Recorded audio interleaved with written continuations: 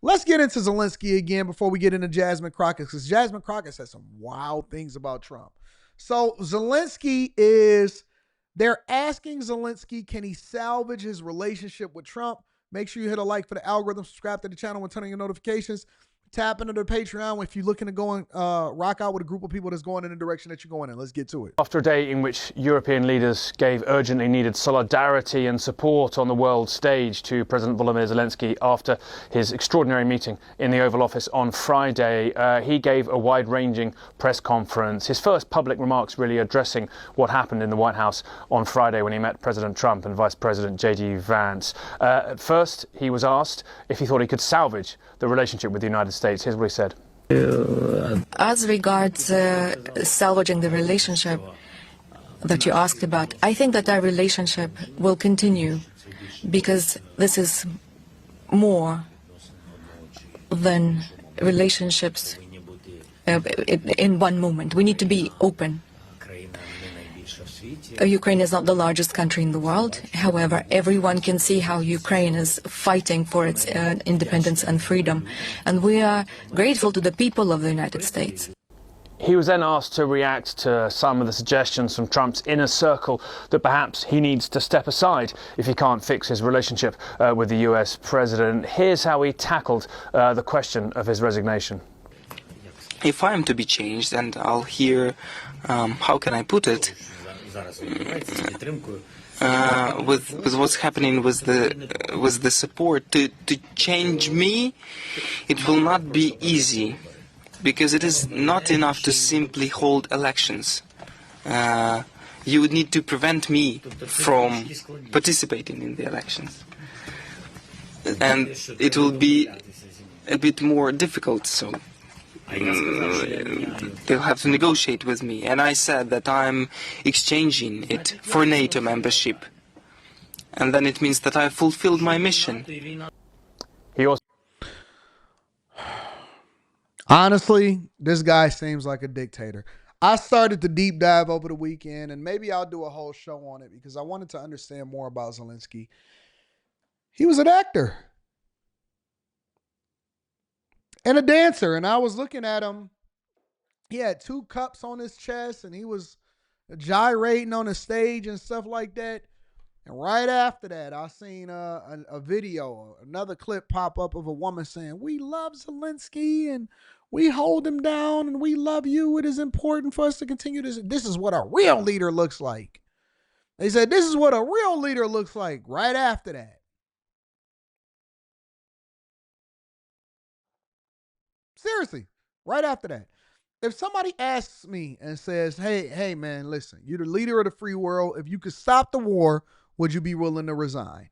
And if the answer is anything other than absolutely, I'd be willing to stop the killing of my people, if that comes at the behest of my own self and my own self-interest, 100%. 100%. If I could stop the killing of my people, I would gladly give my life, or gladly give my career, gladly give my political career, gladly give my place on TV as a world leader up for the safety of my people. 100%. I don't think that the relationship can be salvaged, personally. I don't think that the relationship between Zelenskyy and Trump can be salvaged. I think that the relationship is over.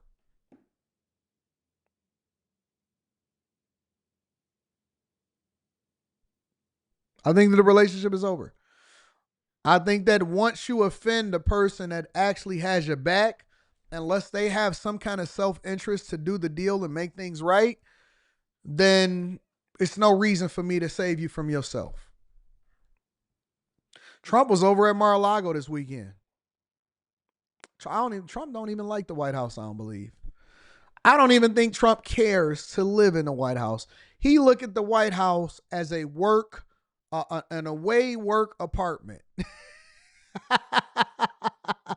Mar-a-Lago is where the movement is. That's where the motion is. Trump is doing the same thing that other people do when they got to work away. You got to go into the office. He goes to the office instead of working from home. Trump go to the office instead of working from home. He don't want to hang out there. He ain't trying to kick it. Trump be at Mar-a-Lago like, what up, though? We golfing or what? Yo, we need to make sure that we running it up and taking care of things. On the weekends, we at Mar-a-Lago. And on the weekdays, we got to go into the office, but I'm not sleeping in the same room that Sleepy Joe was in. You can forget it, big dog. White House is where we take care of business. Mar-a-Lago is where we got the kickbacks. Also said he was willing to sign the rare earth minerals deal, even though we've heard from US Treasury Secretary Scott Bessent that it is at present not on the table. And also, too, he struck a tone which was frankly conciliatory for most of it. Asked, though, directly by a reporter if he would apologise to President Trump, he didn't take that opportunity and instead gave an answer about Ukraine's dead and its suffering and how, in response to suggestions he doesn't want peace, he said he would love the war to stop, not just today, but have never have started in the first place. CNN's Claire Sebastian is following developments. She joins us now live from London. Good morning to you, Claire. So what more can you tell us about or what came out of this summit and where do things go from here? Well, look, I think it was very clear, Rosemary, that the summit needed to be more than about nice words. There needed to be an actual action that came out of this. So there you see this plan that's starting to take shape, perhaps led by the UK and France, to quote the British Prime Minister, to stop the fighting. We need to see a little bit more meat on the bones of that yet. What we know so far is only what's been reported in Le Figaro, which is that it could include this month-long truce, which would involve, as an initial phase, merely sort of the war in the air, at sea, and then to stop attacks on critical energy infrastructure, moving later to the issue of troops on the ground and on the front line. So that's what we know so far. I think there were two key audiences that Europe was trying to balance here. Number one, of course, Ukraine, to try to strengthen their hand, make sure that they were firmly at the center of this process, to try to build them back up so that they could build back ties with the US after that catastrophic meeting in the Oval Office on Friday. I think to an extent that succeeded. Certainly was helpful that President Zelenskyy met with the king as well on Sunday, perhaps easing some of the political pressure that. Have y'all ever went into a meeting? Matter of fact, forget a meeting. Have y'all ever went into an interview and thought to yourself, you know what? I bombed that one. I bombed that one. I bombed that one. Anybody that has ever looked at my Interview Like a King video, which I'm going to do an updated version of it for you guys that send a Patreon, make sure y'all tap into the Patreon. Link is in the description as well as put to the top of the chat. Or if anybody has even heard me talk about it. I remember I was in an interview one time for a very, very, very big position. And I had already got recommended for it and it was already mine. But when I was in the interview itself, I was losing it. I was losing the interview. But I took a chance.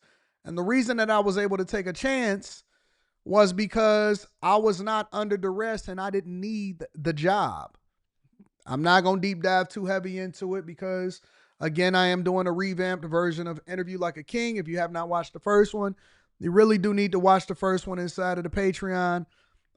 It is a phenomenal video, and it will absolutely get you any job that you want once you get into the interview process.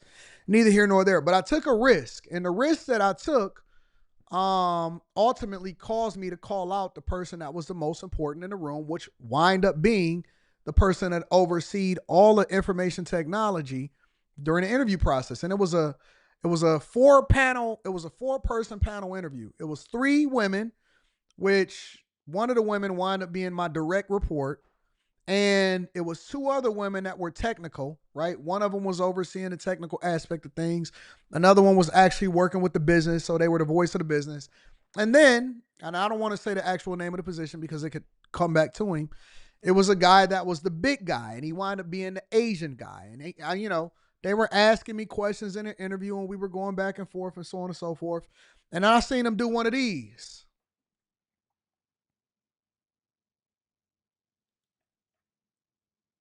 And he was doing one of these for 10 minutes. This is the honest to God truth on my father's grave, on everything I love. He pulled up his phone and he started doing one of these. And then I watched him. And as I answered the next question, I watched him.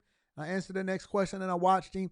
Now, I was in a position of privilege because I didn't need it. I was already doing well. So it didn't matter whether I got the job or not. It was going to be a plus. But I went through the motions and he was doing one of these for 10 minutes. Just texting. Had no regard for me whatsoever. I realized that he had already wrote me off. That was over. That whole conversation was over. And in my mind, I was thinking to myself, why am I wasting my time? I'm literally just going through the motions. There's no point in me answering the questions. Whatever it is that he gonna do, or maybe he already got somebody else in mind, he already done made up in his mind. Honest to God on everything, I'm gonna tell you the truth. So he sat there for 10 minutes. He never asked another question to me. He did like this. And I interrupted him. And I said, they asked me, I said, excuse me, give me a second. I said, what's going on?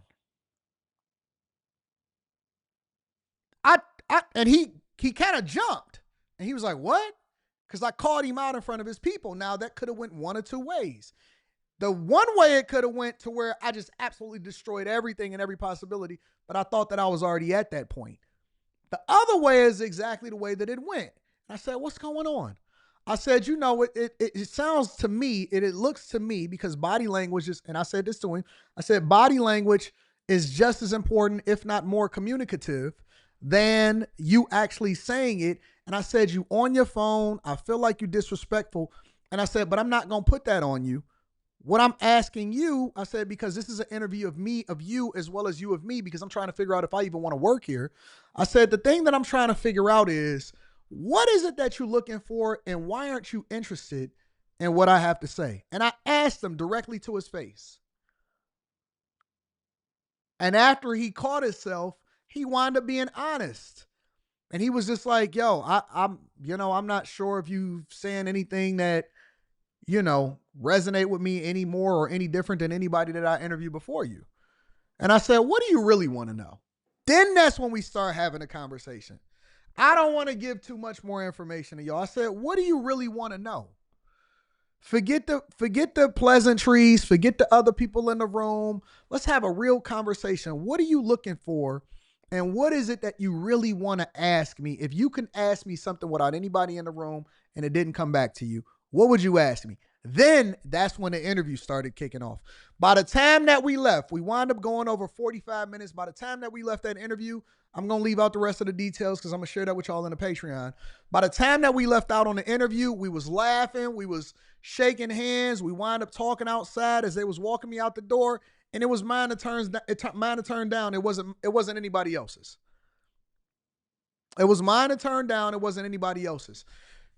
Zelenskyy was on the other end of that conversation in which he embarrassed the guy in front of the national media. Trump wasn't going for none of that. J.D. Vance wasn't going for any of that. Zelenskyy didn't even read the room because that is important. Communication is just as much body language as what's going on in the room, as whether or not everybody else is paying attention. When Trump first shook his hand, when they came out of the truck, and he said, oh, I decided to dress up today, huh? He lost the room. He lost the respect. Trump never looked at Zelenskyy he looks at Zelenskyy as a pawn. You have to command the respect by everything that you do before you even sit at the negotiating table. Your resume got to be tight. The things that you've done, the projects that you've worked on, the results that you're getting, you're operating behind, or Zelenskyy in this example, he wasn't operating with cards to play. He didn't have any position to negotiate on. He was there to give up the mineral rights of his country and to ultimately get himself out of the office. And he never showed any respect but the minute that he came out, because he wasn't even dressed for the occasion, according to the people that he was seeking to continue to fund and protect him from what's going on over in Russia. You still got to operate from a position of respect and strength and pride, not disrespect. In every single thing that he did from the minute that he got out of the car, because again, he didn't read the room. This isn't Biden. This isn't Kamala Harris. This isn't Biden. This isn't Kamala Harris. You can't just come in and do what you want to do when you want to do it. This is different. I'm going to meet you at the door. That's what Trump did. He met him at the door, shook his hands. Oh, okay. I see you underdressed for the occasion. Okay. You brought your big boy suit on. I see it. And instead of him reading the room and playing chess and adjusting to his circumstances, he decided that he wanted to boss up and basically be a modern woman and then go further in insulting. And now more of your people every single day are losing their lives on the front line and they're losing confidence in you.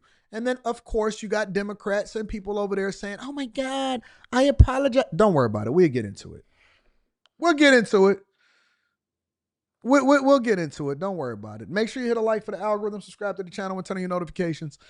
And again, if you guys are not a part of the Bag Chasers and you want to rock out with a group of people that's going in the direction that you're going in, be sure to do so. Link is in the description as well as pinned to the top of the chat. Let me